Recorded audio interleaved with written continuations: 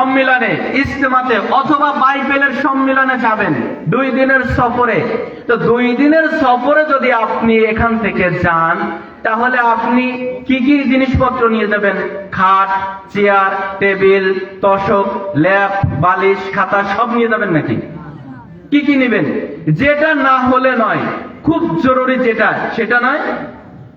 কারণ কি, ওখানে আপনি কিছু সময়ের জন্য যাচ্ছেন, ঠিক না? কারণ আপনি একজন মুসাফির। সফরে যখন আমরা বের হই, আমাদের যেটা জরুরি সেটাই তো আপনি আমি নিয়ে বের হই নাকি? তাই আল্লাহর নবী বলছেন, এই পৃথিবীতে তোমরা একজন মুসাফির। এই পৃথিবীতে আমরা একজন কি?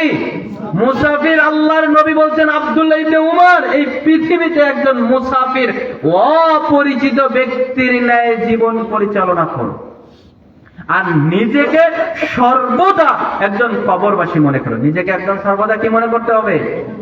কবরবাসী। মানে এই যে এখন জীবিত আছি, একটু পরে মারা গেলাম, কোথায় রেখে আসবে? এখন যদি আপনি আমি মারা যাই, আপনার আমার বাড়িতে যে রুম আছে, যেই ঘর আপনি আপনার টাকা দিয়ে কষ্ট করে ঘর তৈরি করেছেন, এই ঘরে কি আপনার লাশটা আপনার সন্তানেরা ঢুকাবে? বড় জোর আপনার বাড়ির উঠান পর্যন্ত যাবে, তারপরে গোসল দিবে, 3টা সাদা কাপড় পরিয়ে কবরস্থানে নিয়ে যাবে, জানাজা দিয়ে ওই মাটির তলে আপনাকে আমাকে দাফন করে রেখে আসা হবে।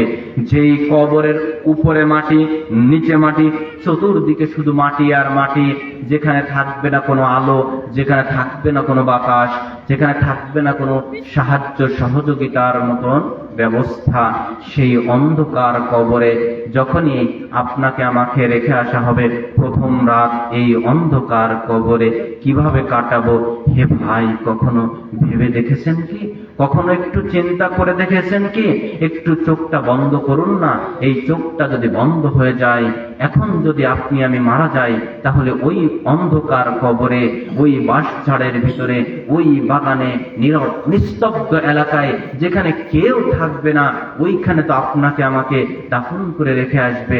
তাহলে ওই কবরের প্রথম রাত্রি কিভাবে কাটাবো?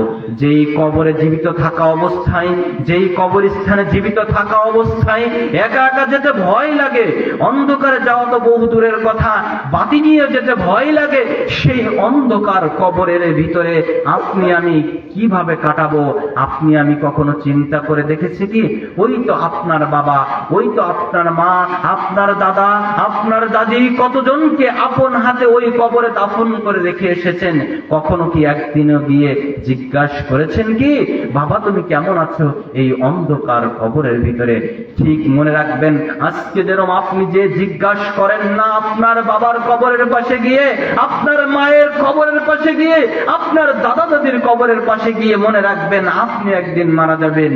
আপনাকেও কেউ একবার যে জিজ্ঞাসা করবেন, আপনার ওই আদরের সন্তান আপনার কবরের পাশে গিয়ে বলবে না, বাবা তুমি কেমন অবস্থায় আছো এই অন্ধকার কবরে? কেউ আপনার ওই কবরের পাশে গিয়ে একবার বলবে না, চাচা তুমি কেমন আছো? যদি আজকে এই দুনিয়ার জীবনে আপনি কিছু ভালো কাজ করে রেখে যান, ভালো আমল করে রেখে যান, তাহলে আপনার এই আমল কাল আপনাকে কবরে বাঁচাবে। রাসূল সাল্লাল্লাহু আলাইহি ওয়াসাল্লামের একটা হাদিস বলে রাখি এখানে, দেখেন আল্লাহ রাসূল সাল্লাল্লাহু আলাইহি ওয়াসাল্লাম বলছেন, যখন কোনো ব্যক্তিকে দাফন করে রাখা হয়, কবরস্থানে দাফন করে রেখে আসা হয়, তখন ওই ব্যক্তির কবরে আযাবের ফেরেশতা এসে প্রবেশ করতে চায়। যদি ওই ব্যক্তি কোরআন জানা ব্যক্তি হয়, কোরআনের হাফেজ হয়, বা কোরআন ওয়ালা হয়, যিনি কোরআন জানতেন, কোরআন পড়তেন, কোরআন দিয়ে জীবন পরিচালনা করতেন, এরকম ব্যক্তি যদি হয়, তাহলে ওই ব্যক্তির কোরআন, যিনি ওই কোরআন জানতেন, ওই কোরআন তার সম্মুখ ভাগ দিয়ে, অর্থাৎ সামনের মাথার দিক দিয়ে যখন আযাবের ফেরেশতা ঢুকতে যাইতো, তখন ওই কোরআন বলবে যে আযাবের ফেরেশতাকে, যে না এই কবরে ঢোকা সম্ভব নয়। কেন? এই ব্যক্তি, তখন ওই ব্যক্তি, ওই কোরআন বলবে, তিনি আমাকে রাতে উঠে কোরআন তেলাওয়াত করত, তিনি কোরআন পড়তো, কোরআন দিয়ে জীবন পরিচালনা করত, অতএব আজকে এই কবরে তোমার ঢোকার সুযোগ নেই। সুবহানাল্লাহ। তাহলে আপনি আমি যদি কোরআন না পড়ি, কোরআন না জানি, তাহলে আপনাকে আমাকে কেউ বাঁচাবে? কে বাঁচাবে? কোরআন বাঁচাতে পারবে যদি আপনি আমি কোরআন শিখি।